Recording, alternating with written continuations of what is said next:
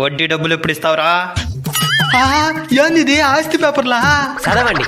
Money అనే నేను గిరి అనే వ్యక్తి దగ్గర 10 లక్షలు అప్పుగా తెచ్చుకున్నాను. నేను ఆయనకి బాగా కావాల్సిన వాడిని కనుక నాకు జస్ట్ 10 రూపాయల వడ్డీకే డబ్బులు ఇచ్చినాడు. ఇప్పుడు నేను ఆయన టార్చర్ తట్టుకోలేకుండా ఊరేసుకొని తెచ్చిపోతున్నాను.